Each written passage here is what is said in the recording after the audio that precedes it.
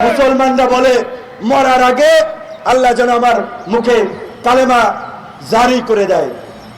আওয়ামী লীগাররা ইদানিং বলছে মরার আগেও অনেকে বলতেছেন যে আমরা যেন জয় বাংলা বলে মরতে পারি।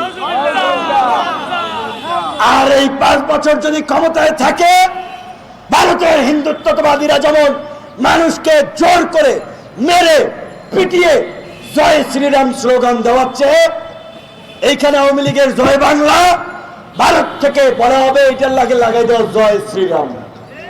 কাজেই সময় থাকতে প্রেক্ষাপট বুঝে নিজেদেরকে তৈরি করতে হবে, হারানোর কিছু নাই।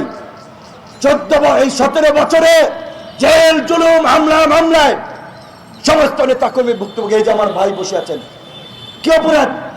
বোমা মারছিলেন, কাদের ভাইয়ের মাথায় কি ডিম মারছিলেন, ইট মারছিলেন। প্রেস ক্লাবের সামনে সেই 28 অক্টোবর আগে আলোচনা সভা এসেছিলেন, তুলে নিয়ে গেছে। বিরোধী দলের অসংখ্য নেতা কর্মী এখনো জেলে।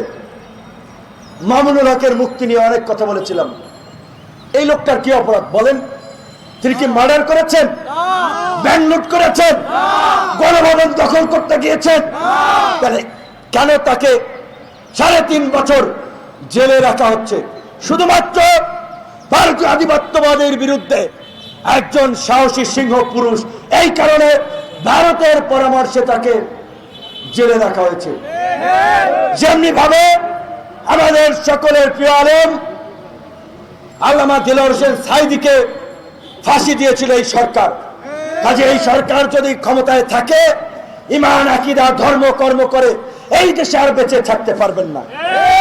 নাকে খত দিতে হবে। সময় থাকতে লড়াইয়ের জন্য প্রস্তুত হন।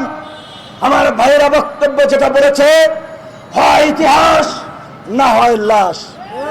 এই দেশের মানুষের ভোটাধিকার গণতন্ত্র ফিরিয়ে আনার জন্য অতীতের ব্যর্থতা থেকে শিক্ষা নিয়ে আমাদেরকে নতুন কর্মসূচি দিয়ে নতুন ভাবে রাজপথে নামতে হবে। পরিষ্কারভাবে আজকের এই সমাবেশ থেকে সকল রাজনৈতিক নেতৃবৃন্দের উদ্দেশ্যে বলছি, বিদ্যমান নেতৃত্ব যদি নেতৃত্ব দিতে ব্যর্থ হন, সকল নেতৃবৃন্দকে প্রত্যাখ্যান করে আমরা এই সময়ের সাহসী নেতৃবৃন্দকে নিয়ে নতুন আন্দোলন গড়ে তুলব। আল্লাহ হাফেজ। সবাই ভালো থাকবেন।